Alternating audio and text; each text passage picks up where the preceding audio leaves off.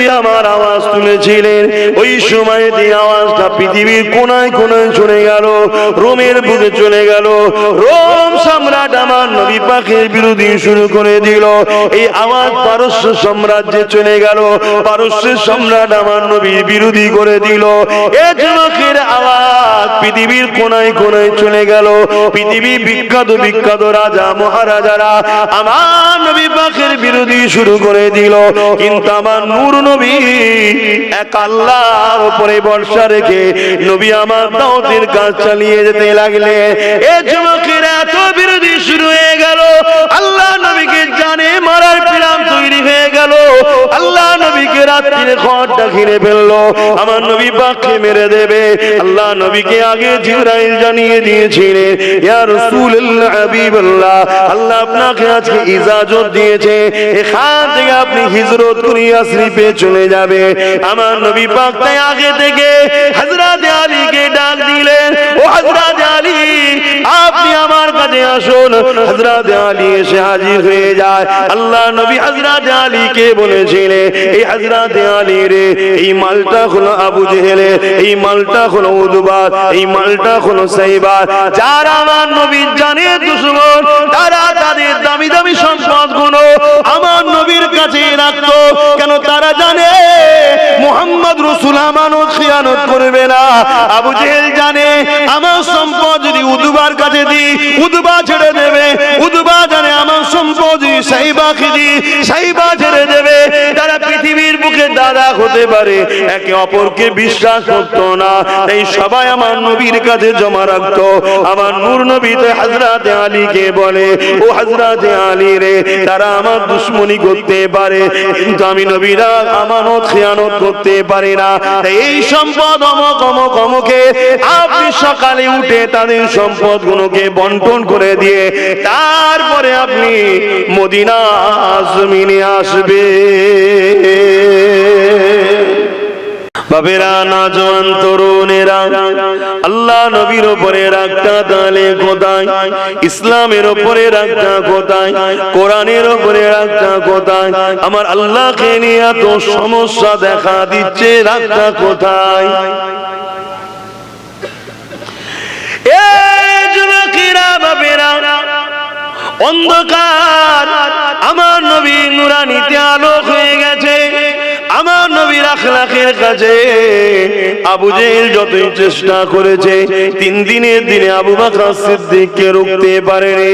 শুধু এই জায়গায় নয়, যখন খবর পেয়ে গেল আবু বকর সিদ্দিক আমার নবীকে নবী বলে নিয়েছে, এক আল্লাহর পক্ষে গেছে, কালিমা পড়ে নিয়েছে, রাসূলুল্লাহর পক্ষে গেছে, এই কথাটা শোনার সাথে সাথে আবু জেহেল, উতবা, সাইবা, আবু লাহাব লোক পাঠিয়ে দিয়ে কাবার জমিনের উপরে আমার আবু বকর সিদ্দিক এত মারা মেরেছিল, এত মারা মেরেছিল, শরীর দিয়ে রক্ত বেরিয়ে বেরিয়ে বেরিয়ে বেরিয়ে কাবা জমিনে আবু বকর সিদ্দিক অজ্ঞান চৈতন্য হয়ে পড়ে যায়। আর সেদিন জালিমরা আমার নবী পাককেও ছাড়েনি। আহারে, কথা কি করে জবানে বলে আমার নূর নবীর সঙ্গে বিয়াদবি করেছিল। নবী আমার কাবার একদিকে অজ্ঞান রয়েছে, আর সিদ্দিক আকবর আর একদিকে পড়ে রয়েছে। এই যুবকেরা, তামিল গোত্রের মানুষেরা আবু বকর সিদ্দিককে উঠে নিয়ে ঘরে নিয়ে গেল। সেদিন কিন্তু আমার রাসূলুল্লাহকে কেউ তুললো না, কেউ দেখলো না। আবু বকর সিদ্দিক মায়ের কোলেতে রয়েছে, আর মা চোখের পানি ফেলে কাঁদে আর বলে, বাবা ছেলে কেন বাবা মুহাম্মাদের কাছে যেতে গেলি বাবা? আর আমার নবী পাক এদিকে কাবার বালির উপরে অজ্ঞানে পড়ে রয়েছে। শুনছেন? আর সামান্য একটু কষ্ট পেলে আমরা তো দিশেহারা।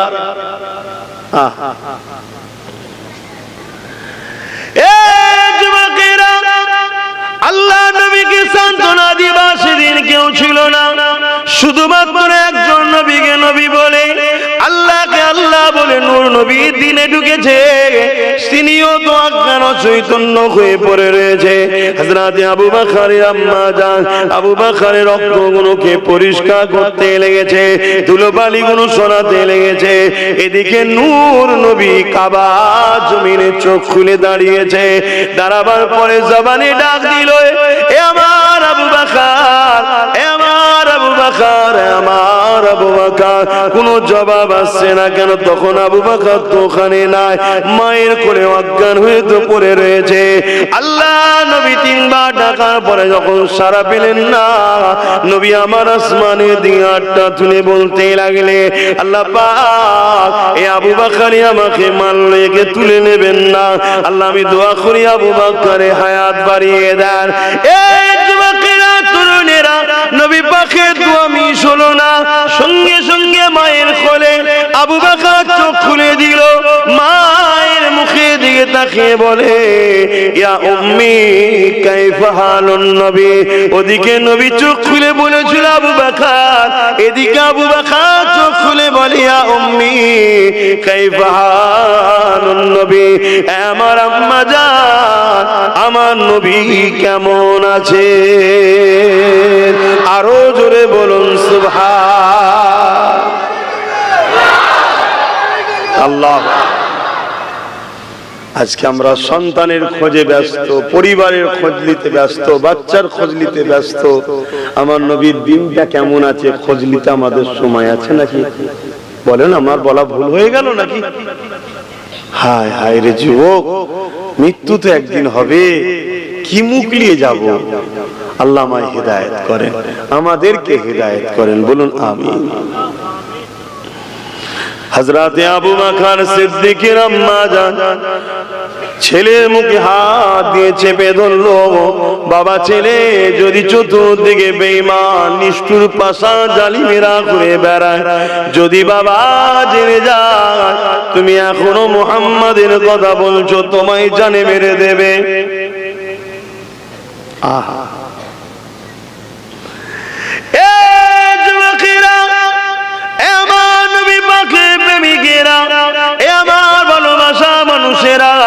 আমাদের সঙ্গে কিছু কিছু মানুষের সঙ্গে এরকম ঘটনা মাঝে মাঝে ঘটে। ইতিহাস একবার হয়, পুনরাবৃত্তি যুগে যুগে হতে থাকে। এই শিক্ষা আমাদেরকে নিতে হয়। হযরত আবু বকর সিদ্দিক মায়ের মুখ থেকে আস্তে করে হাতটা সরিয়ে দিয়ে বলে, আমার আম্মা, আমি আবু বকর মরতে রাজি আছি, আল্লাহ নবী ছাড়া বাঁচতে রাজি নয়। এ নওজোয়ান তরুণেরা, হযরত আবু বকরের মা জিজ্ঞাসা করে, এ বাবা, ছেলে কি আছে তোমার রাসূলের মধ্যে? জান যার জন্য দিতে ইচ্ছুক তুমি হয়েছো। ওই সময় হযরত আবু বকর বলেছিলেন, মা, নিজের জানের থেকেও দামি হলো মুহাম্মদ রাসূলুল্লাহ। এই যুবকেরা মনে রাখবে, আমার নবী আমাদের জানের থেকেও দামি। কেননা জানটা যিনি দিয়েছে, তিনি জান দিয়ে কিন্তু শুকরিয়া জাতাইনি। আল্লাহ পাক জান দিয়ে তোমাকে আমাকে বলেনি, আমি তোদের উপরে ইহসান করলাম। এই যুবকেরা, চোখ যিনি দিয়েছে, আল্লাহ কখনো বলেনি চোখ দিয়ে ইহসান করলাম, হাত দুটো দিয়ে বলেনি ইহসান করলাম। কিন্তু আমার নূর নবীকে পাঠিয়ে কোরআনে আল্লাহ জানিয়ে দিলে, এ বিশ্বের মানুষেরা, আমি আমার নূর নবীকে তোমাদের কাছে পাঠিয়ে আমি তোমাদের উপরে বড় ইহসান করে দিলাম। আরো জোরে বলুন সুবহান। সেই ইহসানের একটা নমুনা বলছি। আজকে আমরা যা পাপ করছি, যা ভুল করছি, ঈসা নবী, মুসা নবী, দাউদ নবী, সুলাইমান নবী, জাকারিয়া নবীর উম্মতরাও যদি আমাদের ঘরে দেখতো লজ্জা পেত। এজন্য আল্লাহ আমাদেরকে শেষে পাঠিয়ে, কেন আমাদের কারণে আমার নবী কষ্ট পেতেন। খারাপ লেবেন না? হ্যাঁ, অন্যান্য নবীর উম্মতরা যখনই পাপ করেছে, আল্লাহ হয় তাদের উপরে পাথর বর্ষণ করে মেরে দিয়েছে, না বিকট আওয়াজ এসছে, আওয়াজের চোটে মানুষের কান দিয়ে গিয়ে মেয়ের ব্রেনের দিমাগের শিরাগুলো ফেটে গিয়ে বাস্ট হয়ে নাক দিয়ে রক্ত হয়ে মারা গেছে, বা তুফান প্লাবন দিয়ে মেরে দিয়েছে, বিভিন্ন ভাবে আল্লাহ পুরো নেস্তে নাবুদ করে দিয়েছে। আমাদেরকে এখনো মারেনি কেন? আল্লাহ বলল নূর নবী পেটিয়ে তোদের উপরে ইহসান করলাম, তাই আল্লাহ মারেন। এখন কেন? আমাদেরকে মারলেই হুজুর কাঁদবে, হুজুরকে আল্লাহ কাঁদাতে চাই না। জোরে বলুন সুবহানাল্লাহ। তাই আমরা যা করছি, আমি আমাদের সমাজের কথা বলছি টোটাল।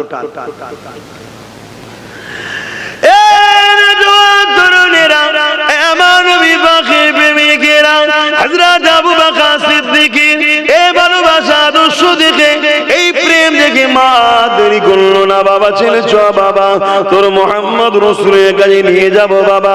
হযরত আবু বকর সিদ্দিক মায়ের উপরে কাঁধে বহর দিয়ে চলার মতো ক্ষমতা নেই, এত মার মেরেছে। এই যুবকেরা শরীর দিয়ে তখনও রক্তটা বাঁধে লেগেছে। এই অবস্থায় বনদে হয়ে বালির ওপর দিয়ে, পাথরের ওপর দিয়ে কোন রকম ভাবে ঘিসে এমন করে কাবার দিকে আগিয়ে আসতে লেগেছে। এই যুবকেরা, তরুণেরা, প্রেমিকেরা কাবা থেকে সামান্য দূরে আম্মা আমেনা হুজুরের হুজরা, যেটাকে আজকে লাইব্রেরি করে দেওয়া হয়েছে, ওই জায়গায় আমার নূর নবী হুজরা মুবারকের মধ্যে রয়েছে। যখন আবু বকর সিদ্দিকের নজরে আমার নবীর হুজরা মুবারকটা পেয়ে গেল, প্রেমের একটা জুনুন থাকে, রোজ থাকে, তাকত থাকে। এই প্রেমের টানে, প্রেমের তাকতে হযরত আবু বকরের ভিতরে জোশ এসে গেল। যে আবু বকর হাঁটার ক্ষমতা পাচ্ছিল না, যে আবু বকর মায়ের উপরে ভর দিয়ে নির্ভর করে আসছিল, সেই আবু বকর উঠে দাঁড়িয়ে গিয়ে ইয়া রাসূলুল্লাহ, ইয়া রাসূলুল্লাহ বলে আওয়াজ দিতে লেগেছে। আল্লাহ নবী, নূর নবী হুজরা থেকে আওয়াজ শুনে বেরিয়ে এসেছে। আবু বকর নবীকে দেখে শুকরিয়া আদায় করে ছুটে আগিয়ে গেছে। আল্লাহ নবী দুটো হাত খুলে দিয়েছে।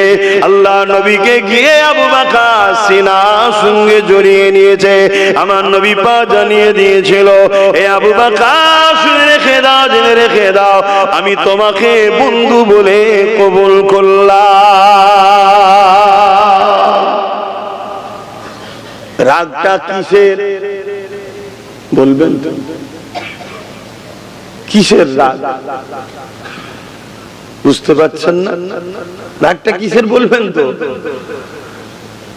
ভাই দেখেন, আপনারা বুঝতে পারছেন না রাগটা কিসের?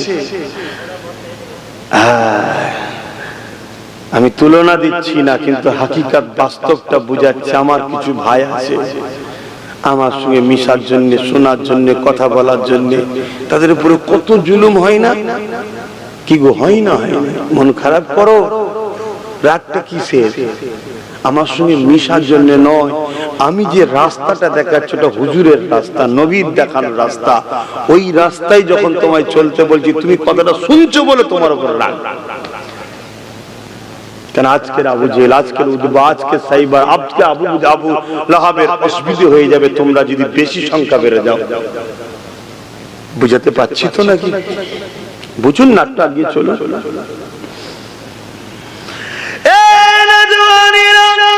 আল্লাহ নবী এইভাবে দাওয়াত দিতে লাগলেন, লা ইলাহা ইল্লাল্লাহ আনা মুহাম্মাদুর রাসূলুল্লাহ, লা ইলাহা ইল্লাল্লাহ আনা মুহাম্মাদুর রাসূলুল্লাহ।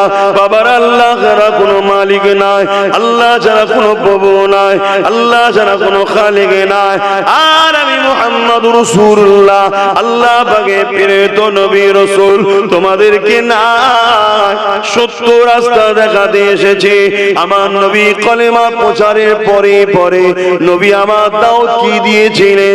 প্রথম নম্বর দাওয়াত দিয়েছিলেন নবী আমার, নারীগুলোর উপরে জুলুমটা বন্ধ করে দাও, নারীদেরকে জিন্দু পুঁতে দিও না, নারীদেরকে ভোগের পাত্রী বানাও না, নারীদের মর্যাদা দাও, নারীদের সম্মান দাও, মাকে মায়ের সম্মান, স্ত্রীকে স্ত্রীর মর্যাদা, বেটিকে বেটির ভালোবাসা।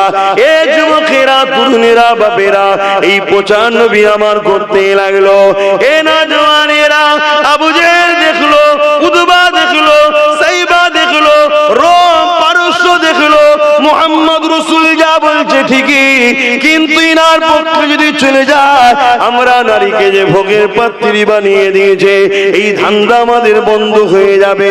আমরা নারীকে তো ভোগের পাত্রী বানিয়েছে, এই কাজ আমাদের বন্ধ হয়ে যাবে।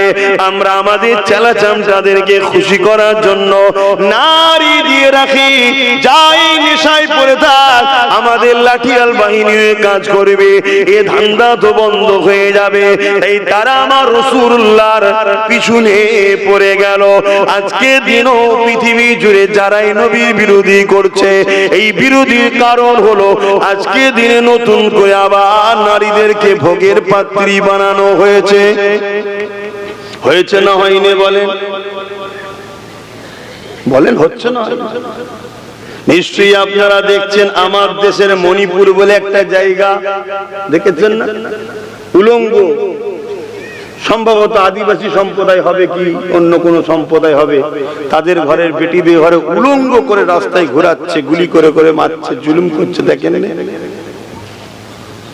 এই কথা মাথায় ঢুকছে না? ঢুকে একটু হাঁকি না বলবেন। আপনারা দেখছেন না কি হচ্ছে? পেপার খুললে শুধু নারী। আমেরিকা বলছে আমি পৃথিবীর দাদা। ঠিক আছে, দাদা হওয়ার বড় ভয় হও, যাই হও, নারীদেরকে বাঁচাও। ডেলি একটা করে নারী রেপ, 1 সেকেন্ডে একটা নারী রেপ হচ্ছে, 1 সেকেন্ডে একটা নারী রেপ হচ্ছে। এটা কি সমীক্ষা আমার তৈরি করে না? তাদেরই সমীক্ষা তৈরি করা। 1 সেকেন্ডে একটা নারী রেপ হচ্ছে, 1 মিনিটে একটা নারী মার্ডার হয়ে যাচ্ছে। কথা কিছু বুঝছেন না? বোঝেন না?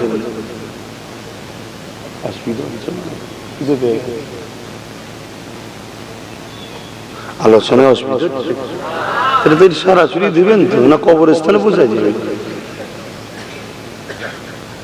না? কিছু ভয়টাই লাগছে। আমি বলছি আমার দায়িত্ব লাভ। কথা ক্লিয়ার? আমি জানি এই ওয়াজ করলে আমার দুশমন বাড়বে, আর এই ওয়াজ না করলে আল্লাহ কিয়ামত দিন ধরবে। কথা বুঝে আসছে? ও দুটো মহব্বতের কথা বলা খুব সহজ রে বাবা, দুটো মহব্বতের কথা বলা খুব সহজ ব্যাপার, কিন্তু এই কথাটা বলা খুব কষ্টের ব্যাপার। তরুণেরা, আজ আমেরিকা বলুন, আজ ফ্রান্স বলুন, আজ ব্রিটেন বলুন, বা আমার হিন্দুস্তান বলুন, বড় বড় নেতা দাদারা হয়ে বসে আছে, কিন্তু নারীদেরকে নিরাপদ দিতে পারছে না। দৈনিক পেপার খোলন, কোন জায়গাতে বিবাহর পরতে স্বামীর অত্যাচার হয়ে এমন করে ঘরের মধ্যে পুড়িয়ে দিয়েছে, কোন জায়গাতে মেরে গলায় দড়ি দিয়ে টাঙিয়ে দিয়েছে, কোন জায়গায় মেরে ফ্রিজের মধ্যে প্যাক করে দিয়েছে, কোন জায়গাতে রেপ করে ফেলে দিয়েছে।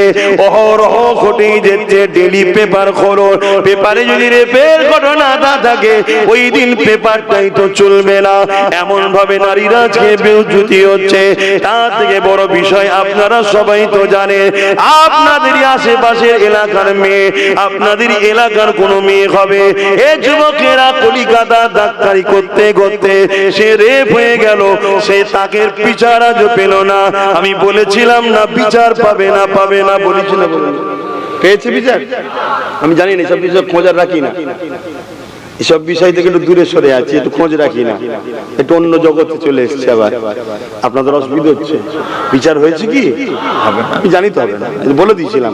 কেন? বিচার করতে গেলে মানুষ দরকার। বিচার করতে গেলে কি দরকার? মানুষ দরকার। এই যুবকেরা, তরুণেরা, বাবেরা, এ নবী পাকের প্রেমিকেরা এইভাবে কন্টিনিউ চলতে লেগেছে। জাহিলিয়াত যুগে এরকম ভয়ানক ব্যবস্থা ছিল, এর থেকেও ভয়ানক ব্যবস্থা হয়ে গিয়েছিল। আমার নূর নবী যখন তাদের বিরুদ্ধে বলতে লেগেছে, বাবারা নারীগুলোকে এইভাবে জুলুম করিস না বাবা, তাই আবু জেহেল আমার নবীর বিরোধী হয়ে গেল, উতবা আমার নবীর বিরোধী হয়ে গেল, সাইবা আমার নবীর বিরোধী হয়ে গেল। এ দুনিয়ার মানুষ মুহাম্মদ রাসূলের বিরোধী হওয়ার কারণটা কি? কেন? মুহাম্মদ নবী নারী অসহায়দের পাশে দাঁড়িয়েছিল। আজকে দিন নবীর গোলামি দাবি করব, তোমার আমার বিরোধী হবে, হোক কে যাক, নারী অসহায়, আল্লাহ সৃষ্টি শ্রেষ্ঠ সৃষ্টি, মায়ের জাতের পাশে দাঁড়াতে হবে, তবেই তো তুমি নামাজি মুসল্লি দাড়িওয়ালা, তবেই তো তুমি নবীর উম্মত জান্নাতি। ছোট ছোট করে দেখো, আমার গ্রামে হতে দেব না, উনি উনার গ্রাম হতে দেব না, উনি উনার গ্রাম, যে যার গ্রাম যদি ছোট ছোট করে নিরাপদ নেয়, কড়া ব্যবস্থা, নারীর উপর জুলুম হবে না।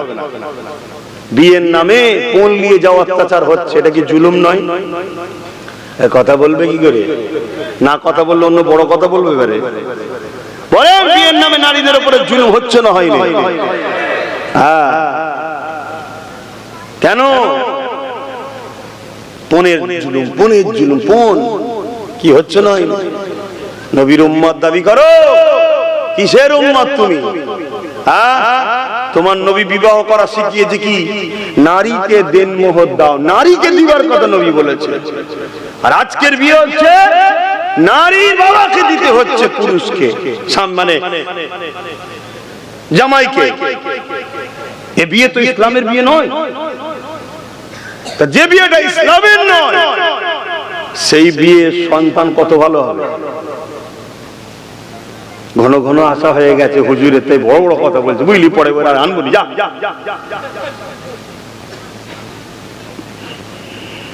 বোঝেন আব্বা জান, আপনার গায়ে লাগলেও লাগুক, যদি লাগার পরেও শুধরে যান আলহামদুলিল্লাহ। কিন্তু ইসলাম, ইসলাম।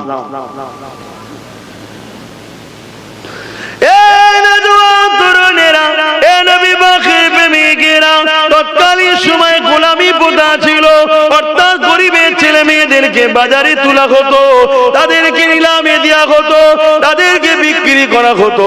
যেমন আজও পৃথিবীর জমিনে চালু হয়ে গেছে। আমার দেশে চালু করার জন্য এনআরসি নামে ঢপ নিয়ে চলে এসেছিল। এনআরসিটা অ্যাকচুয়ালি কি? এ যুবকেরা যাদেরকে ধরে ধরে গরিব হবে নিয়ে যে ক্যাম্পে ভরে দেবে। এখানে মুসলমান হিন্দু আদিবাসীর ব্যাপার নয়, যে গরিব হবে সেই গোলাম হবে। ধনী যদি মুসলমান হয় ও গোলাম হবে না। মনে রাখবেন, উপযন্ত যারা মুসলমানদের বিরোধী করছে তাদেরই জামাই হয়ে যাবে। কি হচ্ছে না?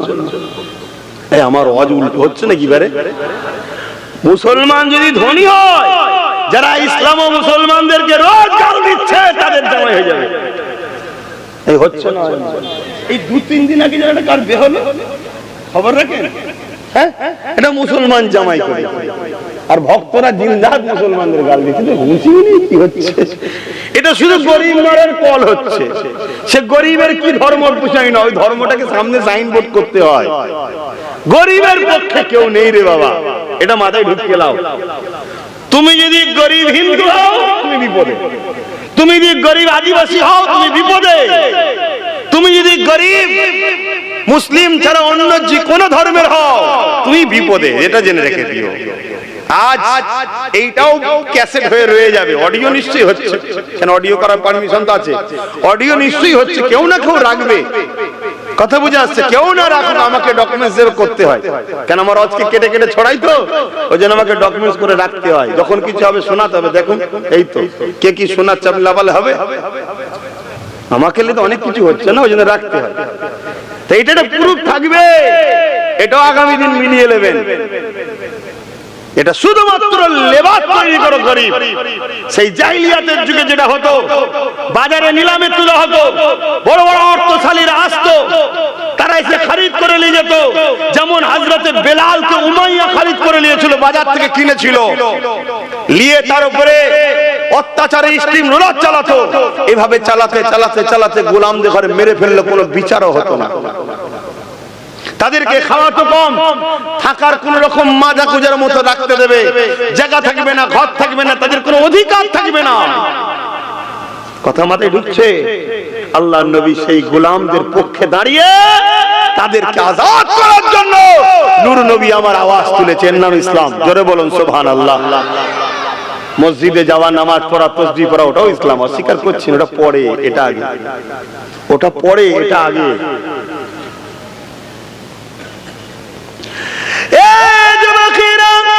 আল্লাহ নবী যখন গোলামদের পক্ষে, এই অসহায় গরিব মানুষগুলোকে আজাদ করার পক্ষে নবী আমার আওয়াজ তুলেছিলেন, ওই সময় এই আওয়াজটা পৃথিবীর কোনায় কোনায় চলে গেল, রোমের বুকে চলে গেল। রোম সম্রাট আমার নবী পাকের বিরোধী শুরু করে দিল। এই আওয়াজ পারস্য সাম্রাজ্যে চলে গেল, পারস্যের সম্রাট আমার নবীর বিরোধী করে দিল। এই যুবকের আওয়াজ পৃথিবীর কোনায় কোনায় চলে গেল। পৃথিবী বিখ্যাত বিখ্যাত রাজা মহারাজারা আমার নবী পাকের বিরোধী শুরু করে দিল। কিন্তু আমার নূর নবী এক আল্লাহর উপরে ভরসা রেখে নবী আমার দাওয়াতের কাজ চালিয়ে যেতে লাগলে। এই যুবকের এত বিরোধী শুরু হয়ে গেল, আল্লাহ নবীকে জানে মারার প্ল্যান তৈরি হয়ে গেল। আল্লাহ নবীকে রাত্রির ঘরটা ঘিরে ফেললো, আমার নবী পাককে মেরে দেবে। আল্লাহ নবীকে আগে জিবরাইল জানিয়ে দিয়েছিলেন, ইয়া রাসূলুল্লাহ হাবিবাল্লাহ, আল্লাহ আপনাকে আজকে ইজাজত দিয়েছে, এখান থেকে আপনি হিজরত করে ইয়াসরিবে চলে যাবে। আমার নবী পাক তাই আগে থেকে হযরত আলীকে ডাক দিলেন, ও হযরত আলী আপনি আমার কাছে আসুন। হযরত আলী এসে হাজির হয়ে যায়। আল্লাহ নবী হযরত আলীকে বলেছিলেন, এই হযরত আলী রে, এই মালটা হলো আবু জেহেলের, এই মালটা হলো উতবা, এই মালটা হলো সাইবা। যারা আমার নবীর জানের দুশমন, তারা তাদের দামি দামি সম্পদগুলো আমার নবীর কাছে রাখতো। কেন? তারা জানে মুহাম্মদ রাসূল আমানত খিয়ানত করবে না। আবু জেহেল জানে আমার সম্পদ যদি উতবার কাছে দিই, উতবা ছেড়ে দেবে। উতবা জানে আমার সম্পদ যদি সাইবাকে দিই, সাইবা ছেড়ে দেবে। তারা পৃথিবীর বুকে দাদা হতে পারে, একে অপরকে বিশ্বাস করতো না। তাই সবাই আমার নবীর কাছে জমা রাখতো। আমার নূর নবী তো হযরত আলীকে বলে, ও হযরত আলী রে, তারা আমার দুশমনি করতে পারে, কিন্তু আমি নবীরা আমানত খিয়ানত করতে পারি না। তাই এই সম্পদ অমুক অমুক অমুকে আপনি সকালে উঠে তাদের সম্পদ গুলোকে বন্টন করে দিয়ে তারপরে আপনি মদিনা জমিনে আসবে। খুব ভালো করে বুঝবে, তারাই দুশমন। তারা কিন্তু নবীকে দেখুন আবার তারা জানে হোক, তারপরে মানছে না কেন? ওই মানলে সাম্রাজ্য চলে যাবে, দাদাগিরি চলে যাবে, মস্তানি চলে যাবে, ঠাট বাট চলে যাবে, আরাম আয়েশের জিন্দেগি চলে যাবে, নারী ভোগ বন্ধ হয়ে যাবে। এজন্য তারা সব জানার পরও আমার নবীর দুশমনি করেছে না করে না? আজকেও পৃথিবী জুড়ে যারা দুশমনি করছে, এদের ক্যারেক্টার গুলো দেখুন, বলুন ক্যারেক্টার গুলো দেখুন, এই ধরনের তারাও জানে নূর নবী সত্য, না মানবে না, মানবে না। কেন? মনলে ভণ্ডবি চলে যাবে।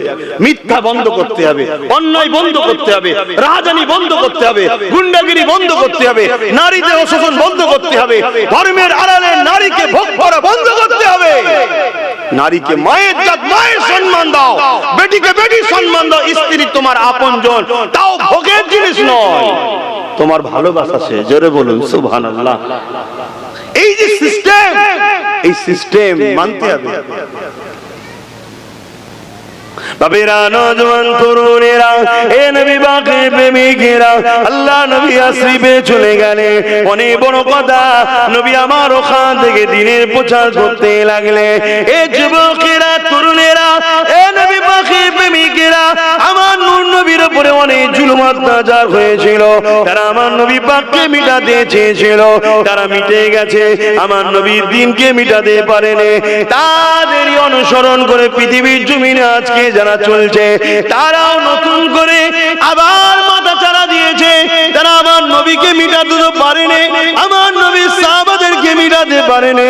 তারা আজকে নতুন করে চেষ্টা করছে আমার নবীর দিনকে মিটিয়ে দেবে, নবীর উম্মত গুলোকে মিটিয়ে দেবে। মনে রাখবেন, তারা অনেক চেষ্টা করেছে কিন্তু বেলালকে মিটাতে পারেনি। তারা অনেক চেষ্টা করেছে খাব্বাবকে মিটাতে পারেনি। তারা অনেক চেষ্টা করেছে খুবাইবকে মিটাতে পারেনি।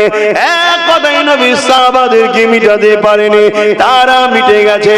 এখন প্রশ্ন হলো, এই রকম জুলুম তো যুগ ধরে চলে আসছে, এই জুলুম আমাদের উপরে আসতে চলেছে। এটাকে প্রতিরোধ করবেন কিভাবে? এই প্রতিরোধের সব থেকে উত্তম রাস্তা হলো তুমি নিজেকে আল্লাহ নবী নবীর প্রেম ও আদবের বাগানে ভরিয়ে নবী পাকের সুন্নতে জিন্দেগি গড়ে তোলো। এর জন্য অস্ত্র লাগবে না, এর জন্য বোম বন্দুক লাগবে না, এর জন্য তরোয়ার লাগবে না, এর জন্য নিজেকে চেঞ্জ করো। শুনছেন তো নাকি?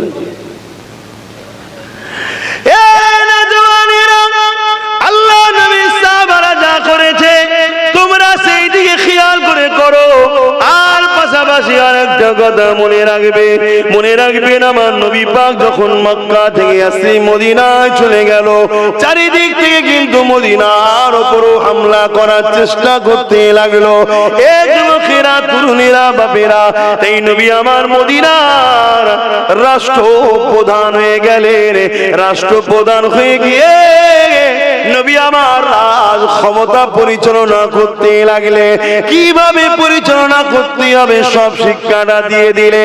ঠিক তেমনই মনে রাখবে, আজকে কেউ যদি রাজ ক্ষমতা দিয়ে আমার ইসলামকে মিটাতে চায়, রাজ ক্ষমতা দিয়ে আমার কোরআনের বিরোধী করতে চায়, রাজ ক্ষমতা দিয়ে আমার ওয়াকফকে মিটাতে চায়, রাজ ক্ষমতা দিয়ে মসজিদ মাদ্রাসাকে দখল করতে চায়, হে নবীর গোলামেরা, আল্লাহর দাসেরা, শুনে রেখে দাও, তাহলে তোমার আমার উচিত হবে যে পাওয়ারের চুরি আমার দিনের উপরে আঘাত দিচ্ছে, ওই পাওয়ারে নিজেদের ঘরে বসতে হবে। কথা মাথায় ঢুকছে না? ঢোকে নে? শুনছেন তো নাকি? এই কথাটা কষ্ট হয়ে গেল না? হ্যাঁ হয়েছে। এতক্ষণ পর্যন্ত সব ঠিক ছিল, এই জায়গাটাই সমস্যা হয়ে গেছে। ঠিক কালকে সকালে দেখবেন দু চারটা মুসলিম নামধারী সমালোচনা করবে যে সব ঠিক ছিল, এটা কেন বলতে গেল? এগুলো কারা জানেন? এরা হচ্ছে ওদের আমাদের মধ্যে রাখা আছে যাতে করে আমরা কখনো ক্ষমতার দিকে না যাই, ক্ষমতার দিকে যেন না যায়। 50 কোটি কেন 500 কোটি থেকেও লাভ হবে না। যদি লাভ হতো তাহলে আমার নবী রাষ্ট্র চালাতে হবে এই শিক্ষাটা দিতে যেত না। এই কথা বুঝছেন না? যেই নবী রাষ্ট্রপ্রধান হয়ে গেল অমনি নবী চিঠি করতে শুরু করলেন। রাষ্ট্রপ্রধানের পক্ষ থেকে পারস্য রাজাকে চিঠি, কি তোমার রাজ্যে জুলুম বন্ধ করো, নাই মুহাম্মাদের মোকাবেলায় দাঁড়াও। তোমার রাজ্যে রাষ্ট্রের নারীদেরকে নিরাপদ দাও, তোমার রাষ্ট্রের শরাব বন্ধ করো, তোমার রাষ্ট্রে গোলামি প্রথা বন্ধ করো, তোমার রাষ্ট্রে মা বাপের হক দাও, তোমার রাষ্ট্রে এতিমের উপরে জুলুম বন্ধ করো, তোমার রাষ্ট্রে বিধবাদের উপরে জুলুম বন্ধ করো। নবী চিঠি করছে, শুনছেন? আমি কি গল্প বলছি?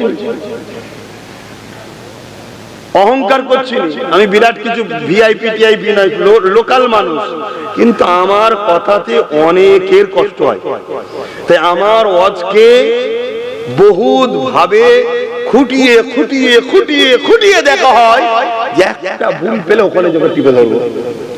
শুনছেন না? শুনেন? তাই বড় পাওয়ারের সাথে বলে যাচ্ছে আমি যে কথাগুলো বলছি আমার নবী করেছে। শুনছেন না? শুনেন?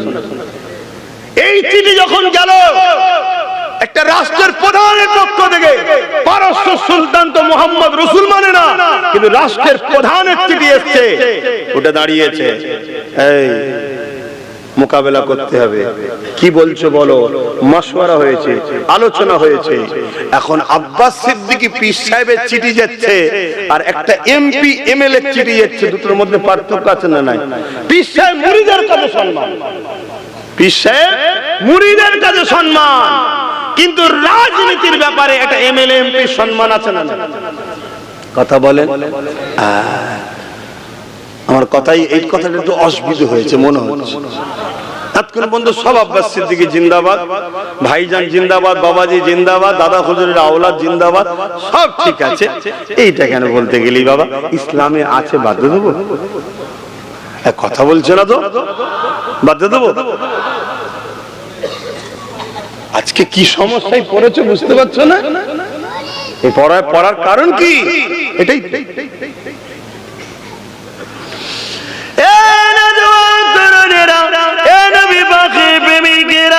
কিন্তু এখানে একটা কথা বলবো, রাজনীতির পরিচালনা তো করতে হবে, কিন্তু করবে কারা? করবে কারা? এটা তো একটু জানা দরকার।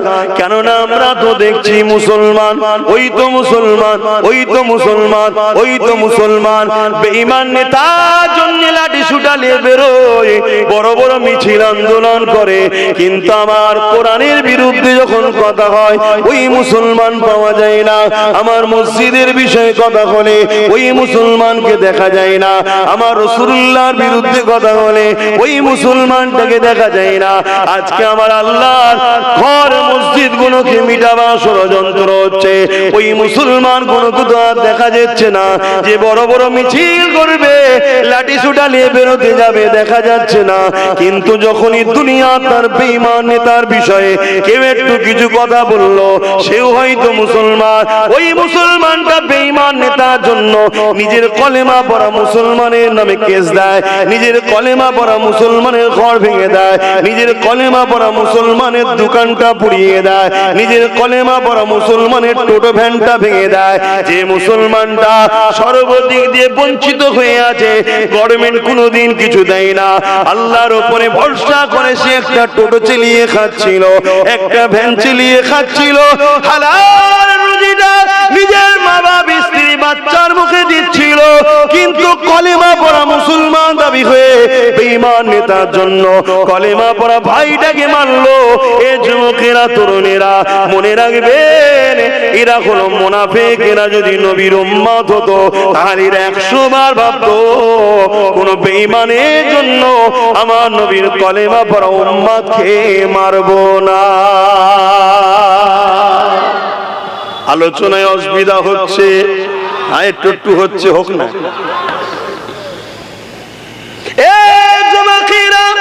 কোন মুসলমানকে ক্ষমতায় নিয়ে আসতে হবে, কোন মুসলমানের পাশে দাঁড়াতে হবে, কোন মুসলমানকে আগে নিয়ে যেতে হবে। মনে রাখবেন, এই পুরো দেহটার নাম হলো মানুষ, কিন্তু এই পুরো দেহটার মধ্যে দুটো হাত আছে, দুটো পা আছে, দুটো চোখ আছে, দুটো কান আছে, জবান আছে, অনেক কিছু আছে। এক একটা কাজ, এক একটা কাজ। পায়ের যা কাজ হাতের তা কাজ নয়, হাতের যা কাজ পায়ের তা কাজ নয়, মুখের যা কাজ কানের তা কাজ না, কানের যা কাজ মুখের তা কাজ নয়। আল্লাহ নবী জানিয়ে দিয়ে আমার উম্মতরা, তোমরা একটা মানব দেহের আকারের মতো হয়ে যাও। তার মানে তোমাদের মধ্যে আলেমও দরকার, মুফতিও দরকার, মাওলানা দরকার, পীর সাহেব দরকার, হাজি দরকার, বিজনেসম্যান দরকার, এডুকেটেড পারসন দরকার। পাশাপাশি আল্লাহ দিনকে এবং নিজেদের মধ্যে রাখার জন্য রাজ ক্ষমতাও তোমাদের দরকার। তাই তো নবী আমার বলে দিল, হাত যেটা করবে পা সেটা করবে না, পা যেটা করবে হাত সেটা করবে না। এই বলে দিয়ে যায় কোন মুসলমান গুলোর কথা বলছে। আমার নবী পাকের সাহাবী দাবিদারদের মধ্যে নবী পাকের দরবারে বসে থাকা দুজনের তুলনা আজকে আপনাদের কাছে দেব, মন দিয়ে শুনে। একজনের নাম হলো হযরত আবু বকর সিদ্দিক, আর একজনের নাম হলো আব্দুল্লাহ ইবনে উবাই। আবু বকর সিদ্দিক নবীর হাতে হাত দিয়েছে, কালেমা পড়েছে। আব্দুল্লাহ ইবনে উবাইও নবীর হাতে হাত দিয়েছে, কালেমা পড়েছে। আবু বকর নবীকে ইক্তেদা করে নবীর পিছনে নববীতে নামাজ পড়েছে। আব্দুল্লাহ ইবনে উবাইও নবীকে ইক্তেদা করে নবীর পিছনে নববী শরীফে নামাজ পড়েছে। আবু বকর জিহাদের ময়দানে গেছে নবীর সাথে, আব্দুল্লাহ ইবনে উবাইও নবীর সাথে জিহাদের ময়দানে গেছে। আবু বকর সিদ্দিক নবী পাকের কদমে অর্থ দিয়েছে ইসলামের জন্য, আব্দুল্লাহ ইবনে উবাইও নবীর কদমে অর্থ দিয়েছে ইসলামের জন্য। আবু বকর সিদ্দিক নবীর সঙ্গে হজ করতে গেছে, আব্দুল্লাহ ইবনে উবাইও নবীর সঙ্গে হজ করতে গেছে। আব্দুল্লাহ ইবনে উবাইয়ের পাগড়ি ছিল, সিদ্দিক আকবরের পাগড়ি ছিল। সিদ্দিক আকবরের দাড়ি টুপি ছিল, আব্দুল্লাহ ইবনে উবাইয়েরও দাড়ি টুপি ছিল। এই যুবকেরা শুনুরা, এ আমার আব্বা জান আম্মা জানেরা, মন দিয়ে শোনেন, মন দিয়ে শোনেন। আজকে আমাদের ধ্বংসের মূল কারণ হলো আমার ঘরের গাদ্দার গুণের জন্য, আমার ঘরের মুনাফিক গুণের জন্য, আমার ঘরের লেবাসদারি আলেম ওলামা, আমার ঘরের লেবাসদারি পীর সাহেব মুফতি সাহেবের জন্য আজ মুসলমান ধ্বংসের দিকে চলে গেছে। এই বলে দিয়ে যায়, গল্প বলছি না, আমার বাপের কথা শোনাচ্ছি না। আমার নূর নবী জানিয়ে দিয়েছে, আসমানের নিচে জমিনের উপরে আখেরি জামানাতে সব থেকে নিকৃষ্ট হবে একদল আলেম উলামা। কে বলছে? কথা বলছে না। কে বলছে কথাটা? আমার ওয়াজ বুঝছেন না নাকি? সালাম পড়িয়ে দেবো? তাহলে বলুন কে বলছে? তার কথা সত্য না মিথ্যা? আপনারা মানেন না মানেন না? তাহলে নবী যখন বলেছে আছে না নাই, তাহলে আলেমদের বিরুদ্ধে লাগবে? তাহলে আলেম ধরতে গেলে দেখে নিতে হবে না? এটা খায়রুল উলামা, এটা শাররুল উলামা, এটা ভালো উলামা, এটা খারাপ উলামা। চিনবেন কি করে? একটু ধরাচ্ছি, অসুবিধা করছি, আমার দুশ্মন বাড়ছে। ওই জলসা কি কদিন আগে একটা ওয়াকাবিল একটা বক্তব্য দিয়ে ছেড়েছে, তলায় কমেন্ট গুলো দেখছি, বেশিরভাগ ছেলে বলছে ভাইজান আমরা আপনার সাথে ছিলাম, আছি, থাকবো, আপনি চুপ হয়ে যান, কথা বলবেন না, এখন দেখার সময় আমাদের, আপনার দুশ্মন বাড়ছে, আপনি চুপ করেন। আমার ভালোবাসার লোক তো বলবে আমাকে, আপনি আপনার বাচ্চাকে বাঁচাতে চান না? আমার ভালোবাসার ভাই আমার বাঁচাতে চাইছে, কিন্তু আমি তাদেরকে উদ্দেশ্য করে বলছি তুমি ঠিক বলেছো, তোমার জায়গায় ঠিক বলেছো, কিন্তু আমার জায়গায় মাইক ফেলে হক কথা বলতে হবে, পরিস্থিতিকে সামনে রেখে যে আবহাওয়ায় উম্মত বিপদে পড়ছে ওই আবহাওয়াটাকে উম্মতকে তুলে সতর্ক করতে হবে, না কিয়ামত দিন নবীর শাফাআত পাবো না। কথা ক্লিয়ার? এজন্য আমি বলতে হবে। আমি যদি এই কথাটা না বলে শুধু দুটো যদি কিসসা কাহিনী বলে চলে যায়, এই জলসা কমিটি আরো খুশি হয়, পরের বছর আরো বেশি করে দাওয়াত করবে। এসব কথা বলার জন্য জলসা কমিটি গুলোর উপর টার্গেট। আব্বাসকে কে দাওয়াত করছে দেখতো? ভুল বলছি? তাও বলছি কেন? তাও বলছি কেন? ছেলেগুলো কেস খাচ্ছে তাও আনছে কেন? এটা পরীক্ষা চলছে ইমানের, এটা ইমানের পরীক্ষা। হে যুবক, তোমাকে কত মেরেছে, কত জুলুম করেছে, কত অত্যাচার করেছে। হ্যাঁ, একটা মায়ের সামনে তিনটা তার বাচ্চাকে গরম তেলে ফেলে দিয়েছে, তথাপিও মা বলছে তোকে মানবো না, আমি আল্লাহ মানি। জোরে বলুন সুবহানাল্লাহ। লাস্টে মাকেও মেরে ফেলে দিল। মরতে তো একদিন হবে, কিন্তু হক কথাটা জানবে না, মিটে যাবে। আমি ইসলামকে নিয়ে ভাবছি না, মানে ইসলামকে নিয়ে ভাবছি না, ইসলাম মিটে যাবে এটা ভাবছি না। ইসলাম ছিল, আছে, কিয়ামত পর্যন্ত থাকবে, কিন্তু মনে রাখবে ইসলামের উপরে যারা জুলুম করছে তাদেরকেও আল্লাহ মিটাবে। আর তোমরা ইসলামের জালিমদের সঙ্গে কাঁধে কাঁধ মিলিয়ে চলার জন্য আল্লাহ তোমাদেরকে মিটিয়ে দিয়ে নতুন একটা প্রজন্ম তুলবে। আমার আগে বলছিলেন না জিন জাতি প্রথম ছিল, দুষ্টুমি করছিল, মেরে দিয়ে আল্লাহ মানুষ জাতিকে পাঠিয়েছে। এই মানুষের মধ্যে যারা বিরোধী করছে তাদেরই ঘরের উত্তরসূরিতে করে কলমা পড়িয়ে মুসলমান করে তাদের দ্বারা ইসলামকে আল্লাহ চালাবে। জোরে বলুন সুবহানাল্লাহ। কারণ ইসলামের হেফাজতের মালিক তো আল্লাহ, কিন্তু তোমাকে আল্লাহ একটা নিয়ামত দিয়েছে, এই নিয়ামতটা তোমাকে রাখতে হবে না? কথা বলে এই যে আমাদের অনেক বাপেদের দাঁত পড়ে যায়, কিডনি নষ্ট হয়ে যায়, অনেক কিছু সমস্যা হয় না, এই বিষয়ে কিয়ামত দিন প্রশ্ন হবে। শুনে রেখে দেন, তোকে দিয়েছিলাম 32টা দাঁত, এনলি দুটো কেন, বাকি কোথায় গেল? আপনি বলেন পড়ে গেছে, না না, এটা আমাদের দোষে পড়ছে, এটা আমাদের দোষে পড়ছে।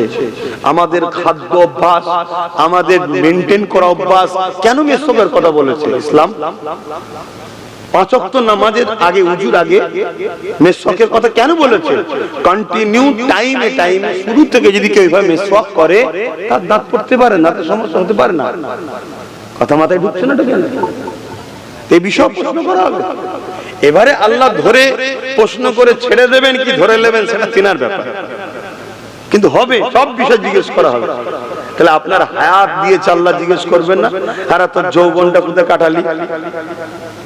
আল্লাহ আমার যৌবন তো সিনেমাতে, যাত্রাতে, ফাংশনে, বেঈমান, জালিম, অত্যাচারী আবু জেহেলদের পিছনেই কেটেছে।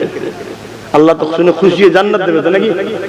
তাহলে আমি আমার যুবককে বুঝাবো না, আমার ভাইদের বুঝাবো না? বুঝাবো না? কথা বলে। তাহলে বাপ পরিস্থিতি কি হচ্ছে?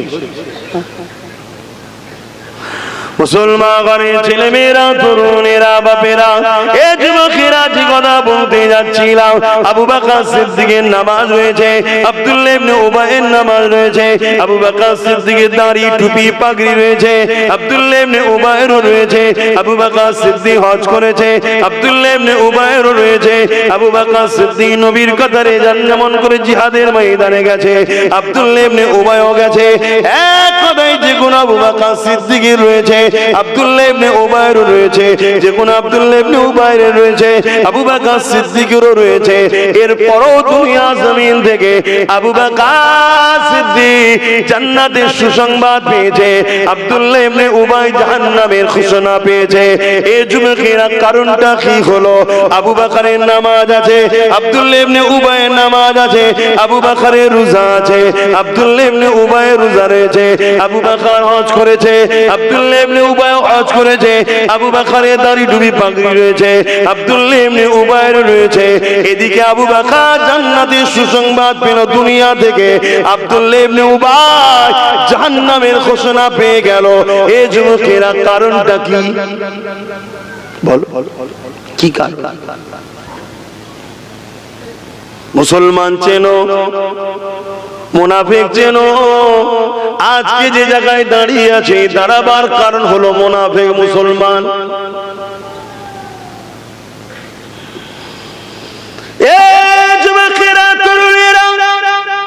অনেক আগে ভাবা দরকার ছিল, ভাবেন আলাদা বিষয়, কিন্তু যখন আমি ভাবিয়েছিলাম, আমার সমালোচনা মসজিদ গুলোতেও বাদ যায়নি, আমার সমালোচনা ওয়াজের মাহফিল গুলোতেও বাদ যায়নি, আমার সমালোচনা বড় বড় জনসমাবেশ করে বাদ যায়নি।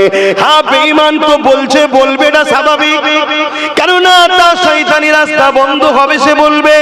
কিন্তু আলেম সেজে, মুফতি মাওলানা সেজে, পীর সেজে, পীরজাদা সেজে, আর দুনিয়া ঢুকে এমন করে অনেকে বলে বেরিয়েছে।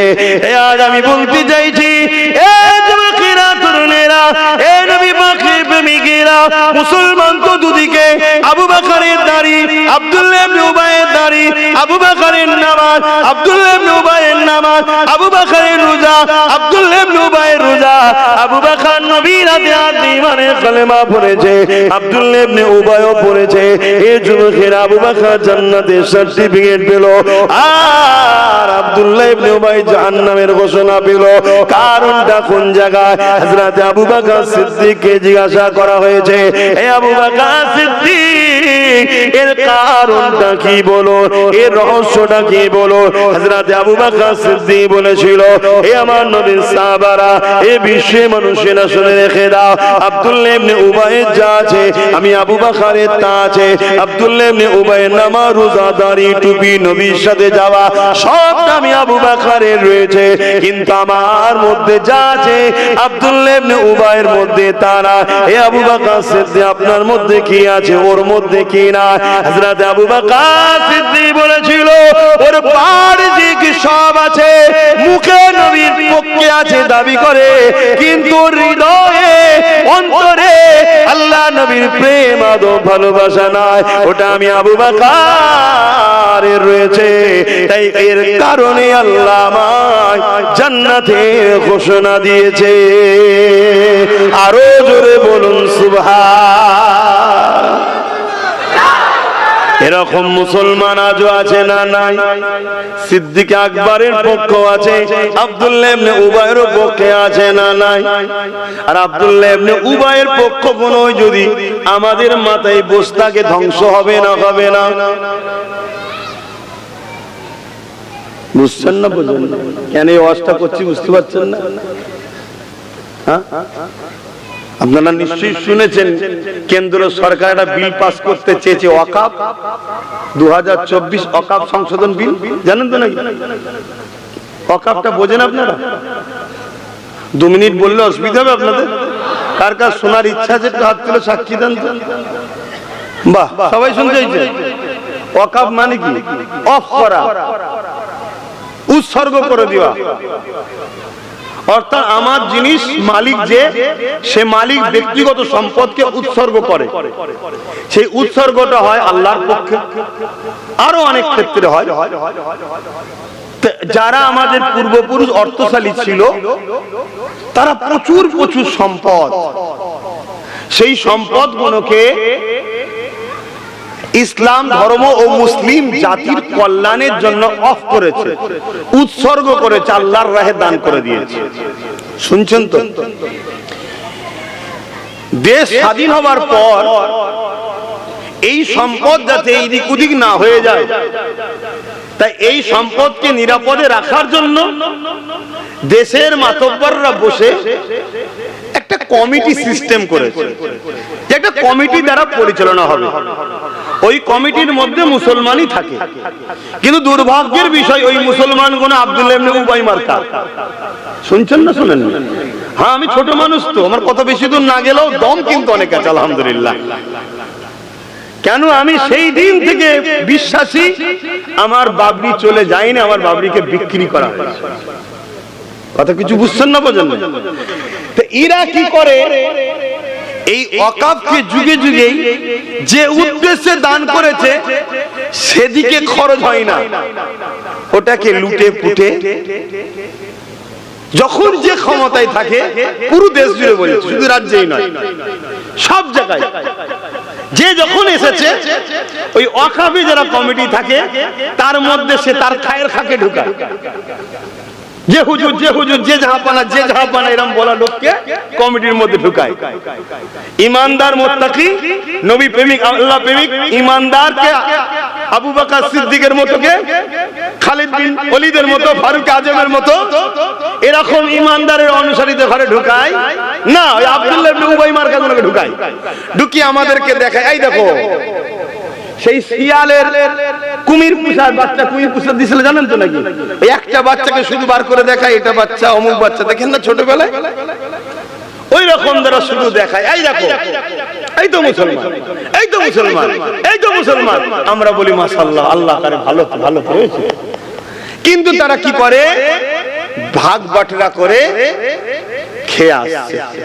যদি ভাগ বাটরা করে না খেত, আমাদের পূর্বপুরুষরা যে উদ্দেশ্যে টাকা দিয়েছে ওই উদ্দেশ্যের পিছনে যদি খরচ করা হতো, তাহলে একটা এপিজে আবুল কালাম নয়, এ ভারত কয়েক হাজার এপিজে আবুল কালাম পেত, যারা এতদিন আমেরিকাকেও বললো গলা রাখ, পাতল দাঁড়াবো তোর ওপর, আমি ভারতীয়।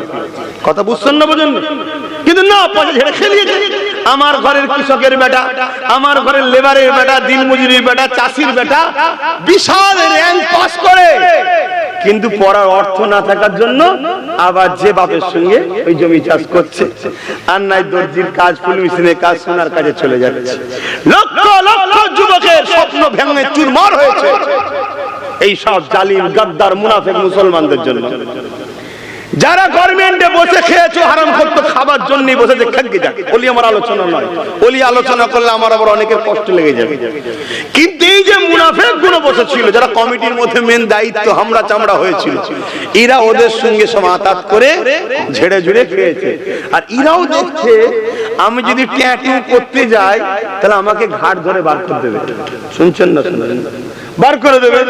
তাহলে 2 জন 10 জন 20 জন পাচ্ছে কি না পাচ্ছে দেখেন, আমার ছেলে পুলের তো ভবিষ্যৎ, ছেলে ঝেড়েলে ও যা বাকি যা পাচ্ছে করুক যা। এভাবে 77 বছর ধরে খেয়ে আসছে সবাই। শুনছেন তো নাকি?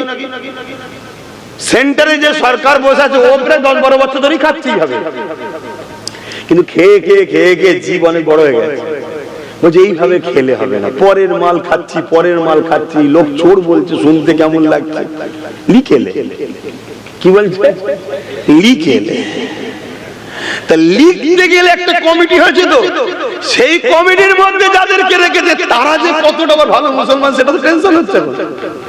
কথা কিছু মাথায় ঢুকছে না? ঢুকছে।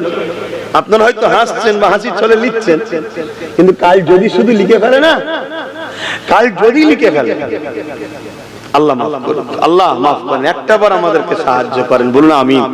ভুল করেছি আমরা, একটাবার মাফ করেন, বলুন আমিন। আশা করছি আমাদের নিউ জেনারেশন এ ভুল আর করবে না, সামনে সুযোগ এলে কাজে লাগাবে, তাই তো নাকি? তো সেই জন্য আল্লাহর কাছে বলবো, আল্লাহ একবার মাফ বলুন করে দেন। তারপরও ব্যতিক্রম বলছে, যেদিন লিখে লাই কি হবে জানেন? আচ্ছা, কেন লিখতে চাইছে কখনো ভেবে দেখেছেন? আচ্ছা, আপনার গ্রামে একটা গাছ আছে, সেই গাছের ফল পুরো গ্রামবাসী খাচ্ছে, যে গাছটা লাগিয়েছে সে হয়তো কোনোদিনই পায়নি, পাড়ার লোক খাচ্ছে, সে বছরে কোনোদিনই পায়নি। এখন গ্রামবাসী ঠিক করেছে এক কাজ কর, ওই গাছটার বাড়ির সামনে থেকে তুলে নিছে আমার ঘরের সামনে লাগা। তুই হঠাৎ করে এই চিন্তাটা গেল কেন? প্রশ্ন তো নাকি, তোরা তো খাচ্ছিস রে বাবা। আহা থাক, বাচ্চা ছেলে দেখেছো কি বলছে, ওরম করোনি বাবা। আর তোমাদের কি দোষ দেবো? তোমরা আব্বা চাচার থেকে শিখেছো তো, বাপ বেটায় মারপিট করে, চাচা ভাই কি বলে, চাচার বাপে কাঁচা বেঁধে লেগে গেছে, ছেলে দেখছে আমার আব্বা চাচার মুখে চড় মেরেছে, চাচা আমার বাপের লাথি মেরেছে, দেখে শিখছে। ভাই আমাদের বলার অধিকার আছে, পাওয়ার আছে, আপনার পীরের বাচ্চা আমরা, বলবো না বলবো না, এই অধিকার নিয়ে বলি আমরা, যাতে করে আপনাদের বাচ্চারা মারপিট না করে। কোথায় সমাজ যাচ্ছে, কিন্তু বাচ্চারা দেখে দেখে শেখে।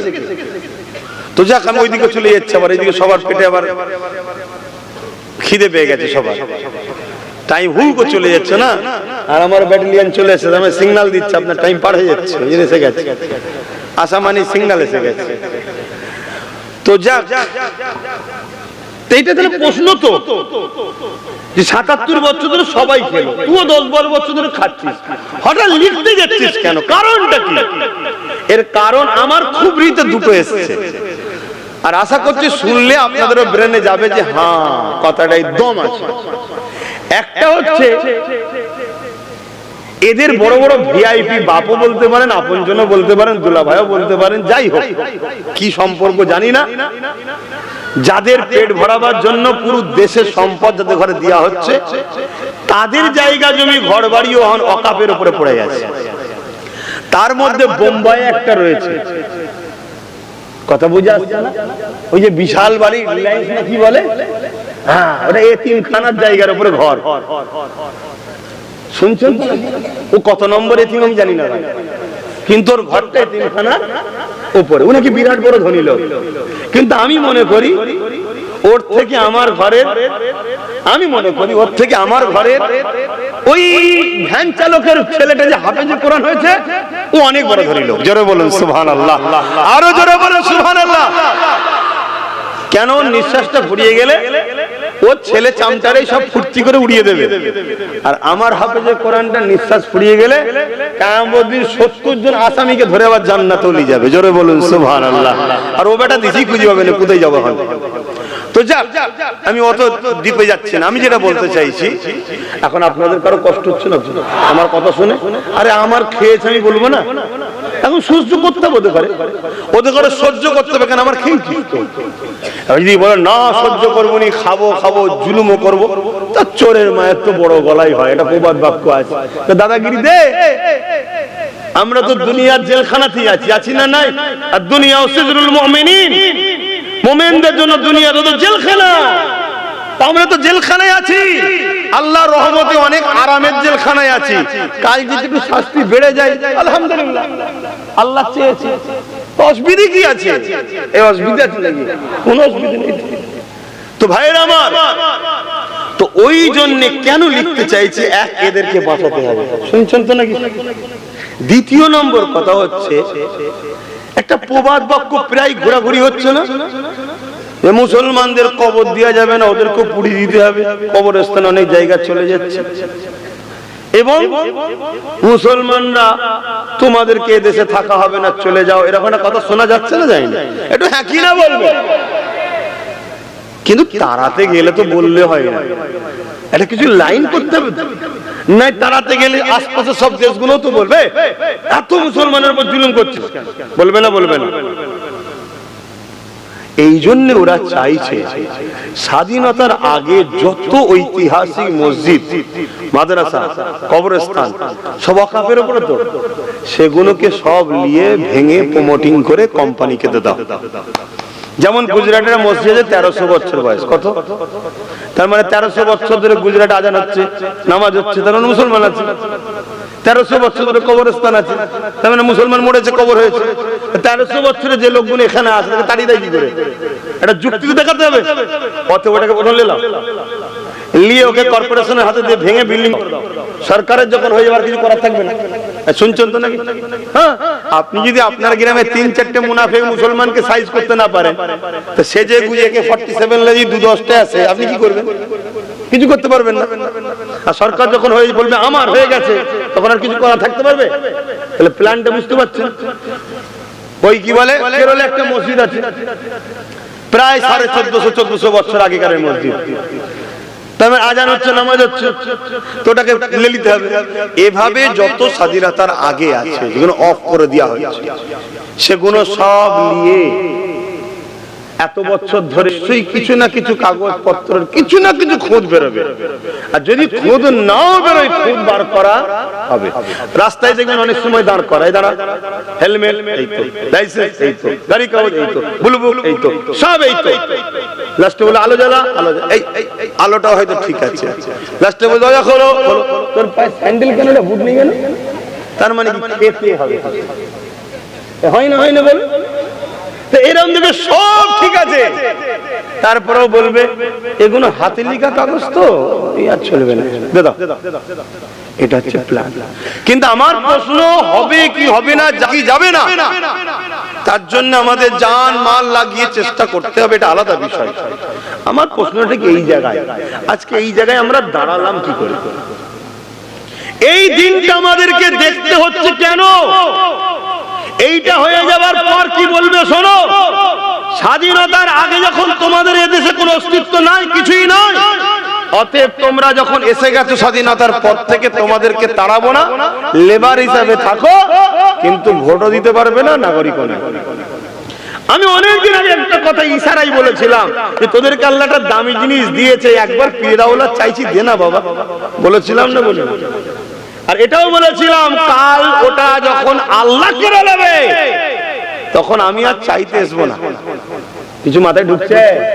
তুমি বলেছিলে আমার জিনিস আমি যাকে খুশি দেবো, 500 টাকা পেয়েছি দেবো, 1000 টাকা পেয়েছি দেবো, কালকে যদি এটা করতে পারে, পরশুদিন ওটা করবে। কেন, এটা হচ্ছে সব থেকে ভাইটাল। এটা যখনই করে ফেলবে, তখনই তোমাকে বলতে হবে স্বাধীনতার আগে তোরা যে ছিলিস মসজিদ করে, মাদ্রাসা করে, কবরস্থান করে, তো কিছুই নেই। কথা মাথায় ঢুকছে না? ঢুকে নেই। অতএব তোমরা যখন এসে গেছো, থাকো, নাগরিক পাবে না, লেবার হিসেবে থাকো। যেমন সৌদি আরবে আছে। সৌদি আরবে কেমন আছে জানেন?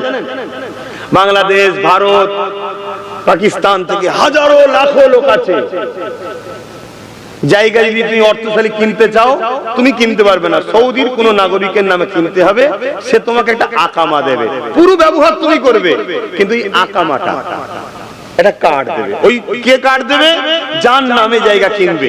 তুমি একটা দোকান করতে চাও, কোটি কোটি টাকা তুমি মালিক, হয়তো কিন্তু নিয়ে গেছো টাকা, তুমি বিজনেসটা, দোকান টোকান সব চালাবে তোমারই, কিন্তু সম্পূর্ণ একজন সৌদি নাগরিকের নামে করতে হবে। কথা কিছু বুঝে আসছে? তার মানে কি বুঝছেন? যে কোনো সময়, যে কোনো টাইম, যে কোনো দিনে সরকার মনে করবে ওটো চলে যাও, সব সাজানো বাগান রেখে চলে যেতে হবে। যেমন তোমার আমার জায়গায় ঘর হচ্ছে, খুব খুশিতে লিখছে নাকি, লাও, আমি মানা করছি না, কালকে বলবে ওটো চলে যাও, তোমার জায়গায় পুরো রেডি করা জিনিস অন্য জিনিসে ঢুকে যাবে। আমি কি বুঝাচ্ছি, বুঝছো? এরপরে হয়তো আমার কিছু যুবক, আমার কিছু ভাই বলতে পারে, অসম্ভব কিছু নাই, বলতে পারে খালি খামাখাই বকছি, এটা কখনো হয়? আমরা এতজন রয়েছি, ছেড়ে দেবো নাকি? তোমরা কি করবে? কিছুদিন আগে দেখে নিলাম, যারা বলছিল আমরা 70%, 3-4 দিন বন্ধ করে সাইজ করে দিয়েছি। খোঁজ লিখে যাও। কথা কিছু বুঝছেন না, বোঝেন না? এই যে আল্লাহর নাম নিয়ে অপমান করা হলো, দেখলেন না?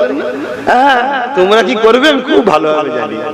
তাহলে বাঁচার আমাদের রাস্তা দুটো আছে, এক হলো ইমানদার হও, নবীর প্রেম ও আদবে ঈমান বাঁচে। দ্বিতীয় নম্বর, ঈমানদারের পিছনে দাঁড়াও। দাড়ি দেখে, টুপি দেখে, জুব্বা দেখে, নামাজ দেখে, মৌলানা দেখে, মুফতি দেখে, পীর সাহেব দেখে, খানকা দেখে, জুব্বা দেখে দিওয়ানা হয়ে যাওনি। দেখো ওর দিলে হুজুরের প্রেম ও আদব আছে কিনা, ওর মধ্যে হুজুরের চাহাত, ভালোবাসা, হুজুরের রাস্তায় ও চলে কিনা দেখো। যদি থাকে তার পিছনে দাঁড়াও, কামিয়াবি হবে। আর না হয় নতুন করে দেখবে যারা বিগত ৭৭ বছর ধরে কখনো এত্তুসামতি কখনো অত্তুসামতি কখনো অত্তুসামতি করেছিল, নতুন করে তারাই আবার আন্দোলনের নামে রাস্তায় নেবে তোমাদেরকে বোকা বানাবে। কি বুঝাচ্ছি? বুঝছো তো? কথা বুঝছো না? তাহলে মসজিদের জন্য কথা বলতে হবে না, হবে না? মাদ্রাসার জন্য কথা বলতে হবে না, হবে না? কবরস্থানের কথা বলতে হবে না, হবে না? কিন্তু কথা বলতে হবে মসজিদের জন্য, মাদ্রাসার জন্য, কবরস্থানের জন্য, এক কথায় ওয়াকফের জন্য কথা বলতে হবে। কথাটা এমন না হয় নিজের মাইনে বন্ধ হয়ে যাবে তাই চিল্লাচ্ছি আমি, তাহলে এর পিছনে দাঁড়ালে খোদার গজব হবে। শুনছেন না? শুনেন না? নিজের ভাগ বন্ধ হয়ে যাচ্ছে তাই চিল্লাচ্ছি। এতদিন কোথায় ছিলিস? 2014 থেকে চিল্লাচ্ছি, ওয়াকফ আমার, আমায় দাও, ওয়াকফ আমায় দাও, ওয়াকফ আমায় বুঝিয়ে দাও, ওয়াকফ আমায় দিতে হবে। ওয়াকফের টাকা গেল কোথায়? তুমি তো আদা করেছিলে ওয়াকফের পুণ্য উদ্ধার করে দেবো, গেল কোথায়? তখন এই সমাজের আলেম ওলামা পীর সাহেব বক্তা সাহেব আমাকে বলেছিল না দালাল, বলেছে না? বলে ওর কথা শুনুনি, ওর কথা শুনুনি, বলেছিল না? বলুনি? তা আজকে চিল্লাচ্ছ কেন? ও তো লেলিলে তোকে মাইনে দেবে না, ও তোর পেটের জন্য চিল্লাচ্ছিস না, ইসলামের জন্য চিল্লাসনি। তা চিল্লানোটা যেন ইসলামের জন্য হয়, চিল্লানোটা যেন আল্লাহর জন্য হয়, চিল্লানোটা যেন রাসূলুল্লাহর জন্য হয়, চিল্লানো যেন মসজিদ মাদ্রাসার জন্য হয়। তাহলে সেই জায়গায় যাও, গিয়ে যদি আল্লাহ তোমার ওই জায়গায় যাওয়ার জন্য মৃত্যু লিখে থাকে, বেহিসাব জান্নাতে যাবে। জোরে বলুন সুবহানাল্লাহ। আর যদি কামিয়াবি হয়ে ফিরতে পারো, আল্লাহ তোমাকে গাজীর দরজা দেবে। দুনিয়াতেও তোমার মাল তুমি পাবে, পরকালেও আল্লাহ তোমাকে পুরস্কার জান্নাত দেবে। জোরে বলুন সুবহানাল্লাহ, আরো জোরে বলুন সুবহানাল্লাহ। তাহলে আমার গাছের কুল বা আমার গাছের ফল পুল পাড়া খাচ্ছে, আমি পাইনি। এই লুজটা দিয়েছিলাম বলেই আজকে কিন্তু গাছটাকে তুলতে এসেছে, তাই তো নাকি? প্রথম দিনেই যদি টেপে ধরতাম, আমার জিনিস তুলিয়েছি মানে তোর লাগবে আমায় বল, আমি দিচ্ছি। তাহলে আজকে কি গাছ তোলার ধান্দা এসতো? তাহলে ৭৭ বছর ওয়াকফ যখন তছনছ হয়েছে, আমি তুমি ঘুমোচ্ছিলাম, আমি তুমি তাদেরই দালালি করেছি, কেন? ভাগ পেয়েছিলাম তো। তাই তো আজকে সুযোগ পেয়েছে, এদের দ্বারা কিচ্ছু হবে না, এরা নিজেদের অধিকার রাখতে হবে, চল সব সময় লিখেলে। তাই লিখার যে চিন্তা ভাবনা, এটা আমরাই তৈরি করি। কথা মাথায় ঢুকছে না? ঢোকে না? তাহলে এর প্রতিরোধ করতে হবে, এটা ইমানি দায়িত্ব। পাশাপাশি ইমানদার নেতৃত্ব নাও, ইমানদারের পিছনে দাঁড়াও, ইমানদারের পিছনে দাঁড়িয়ে লড়াই করো, তাহলে কামিয়াবি হবে। আর না হয় বড় বড় হুঙ্কার দেবে, বড় বড় চিৎকার দেবে, ওর পাশে যে বসে আছে ও হারাম করে 15 বছর ধরে খাচ্ছে। কথা বুঝছেন না? বুঝুন না? আমি স্পষ্ট কথা বলি, আমি কারো জন্য কথা বলতেছি তো, আমি ঘরটার জন্য কথা বলছি। এই সামনের লোক যদি পুরো আমার বিরুদ্ধে হয়ে যায়, অসুবিধা কি আছে? কি করবেন আপনারা? মেরে ফেলবেন? এর ছাড়া কি করতে পারবেন? বলুন তো, এর ছাড়া বেশি কিছু করতে পারবেন? আমি তো একদিন মরবো। যদি লিখা থাকে আমার হাতে, কারো কপালে আমার হাত লিখা থাকে যে তুমি যাবে, হক কথা বলে লোক তোমার পিটিয়ে মেরে ফেলো, যদি কপালে লিখা থাকে হবে, ওটা হবে। আরে হোসেনের পায়ের জুতো ধুলো আপনার সিদ্দিকী নয়। হোসেন হক কথা বলতে গিয়ে ধর থেকে কল্লাকে আলাদা করে নিজের উপরে তুলে বিশ্বকে দেখিয়ে দিয়েছে, শের আলাদা হতে পারে ধর থেকে, কিন্তু হক সবসময় উপরেই থাকে। আজও আছি। জোরে বলুন সুবহানাল্লাহ, আজও জোরে বলুন সুবহানাল্লাহ।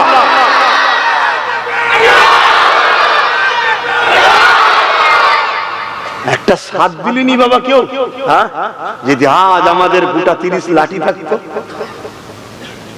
মারপিটটা ভালো হতো না? হতো না? বলেন, গোটা হাত দিয়ে সাত দিলি না?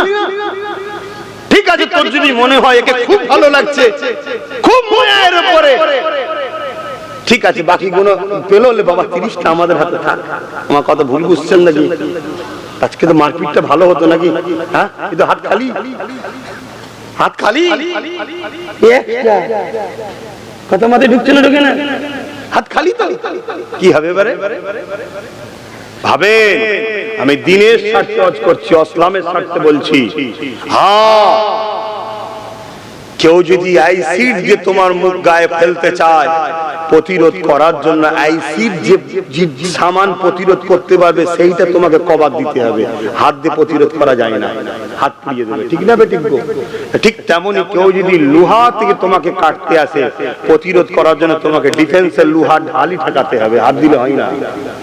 যে পাওয়ারে তোমার দিন মিটাচ্ছে, যে পাওয়ারে তোমার মসজিদকে শেষ করছে, যে পাওয়ারে তোমার মসজিদের মধ্যে অন্য কিছু আছে বলছে, যে পাওয়ারে তোমার কোরআন শেষ হয়ে যাবে বলছে, যে পাওয়ারে তোমার আল্লাহ সমালোচনা করছে, যে পাওয়ারে তোমার কি বলে ওবিসি কোটাকে শেষ করে দিচ্ছে, তোমার চাকরিকে শেষ করে দিচ্ছে, ওই পাওয়ার তোমাকেও নিতে হবে। কথা মাথায় ঢুকছে না? ঢোকে নেই? এখন বলবেন ধর্মসভায় এসে কি করছেন?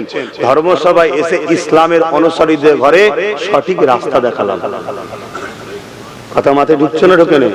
কেন আমার নূর নবী যেমন নামাজ শিখিয়েছে, রোজা শিখিয়েছে, হজ শিখিয়েছে, যাকাত শিখিয়েছে, আবার তেমন সুদ, ঘুষ, জেনা, ব্যভিচারী, অত্যাচার বন্ধ করার জন্য রাষ্ট্রপ্রধান হওয়াও শিখিয়েছে। কথা কিছু মাথায় ঢুকছে? আব্বাস সিদ্দিকী এই সব মত কোন ভালো হয়ে যাবে? কথা বলেন। ওর জন্য পাওয়ার তৈরি করতে হবে, করে ঘোষণা করতে হবে যারা মদ খাবে এত বছরের জেল। তাই তো নাকি গো বাবা? কথা বলবে দেখি না তো, ওটা আমি করব না। কিন্তু আমার ঘরের একটা যুবক ছেলে, ভালো ছেলে, সৎ ছেলে, ইমানদার ছেলে, নামাজি ছেলে, আল্লাহকে ভালোবাসে, নবীকে ভালোবাসে, তার লাগাম আমাদের হাতে থাকবে। কথা মাথায় উচ্চারণ ঢোকে না? তাকে দিলাম, বাবা তুই দিকটা দেখ। কেন? আমি হাত হাতের কাজ করব, পা পায়ের কাজ করবে, কান কানের কাজ করবে, মুখ মুখের কাজ করবে। একটা মানব দেহ হয়ে যাও নবী বলেছে। কথা মাথায় ঢুকছে না? ঢোকে নেই না? বিরিয়ানির খুশবু লাগছে না? আল্লাহ করে খাও বাবা, আর কি বলবো। খুব দুঃখ ব্যথালে গুটি কত কথা বললাম, খুব ব্যথালে বললাম। আপনারা বলবেন সব দেখে লোক খনি। আমি আবার বলে যাই, 750 বছর স্পেনে মুসলমান রাজত্ব করেছিল। কত বছর? আজকে যে খোঁজ লিখে যাও, নেই। খোঁজলো নেই। বিশাল বিশাল সিনেমা হল, বিশাল বিশাল কি বলে অফিস আদালত, অ্যাকচুয়ালি ওগুলো হয় মসজিদ নাই মাদ্রাসা। কি বলছি শুনছো? ইতিহাস পড়ছি, তোমাদেরকে বাস্তবটা জানাচ্ছি। তোমাদের এই গাফলতি আগামী দিন আমার সন্দেহ হচ্ছে এই ছেলেগুলো ইসলাম পাবে কি? এর জন্য সম্পূর্ণ দোষী এদের উপরে যারা আছো তারা, এদেরকে দিতে পারলে না। মুরব্বীগুলো কিন্তু আমাদেরকে দিয়ে দিয়েছে। বাপ আপনারা আমাদের ঘরে যেমন হোক, সে খাড়া কানা হোক, ল্যাংড়া হোক, ভাঙা চূড়া হোক, ইসলাম দিয়েছে। কিন্তু আমরা আমাদের বাচ্চাগুলোকে দিতে পারবো কি সন্দেহ আছে। তাই প্রত্যেকটা যুবকের ইমানি দায়িত্ব ফরজ হয়ে গেছে। তোমাকে তোমার প্ল্যাটফর্ম শক্তিশালী তৈরি করতে হবে। কোনদিন উজরি রান্না করে গোশত টেস্ট পাওয়া যায় না। কথা মাথায় ঢুকছে না? ঢোকে নেই? অতএব নরম হোক আর কঠোর হোক, সে দেশি হোক আর বিদেশি হোক, উজরি উজরি হয়। এটা মাথায় উজরি বোঝেন তো নাকি?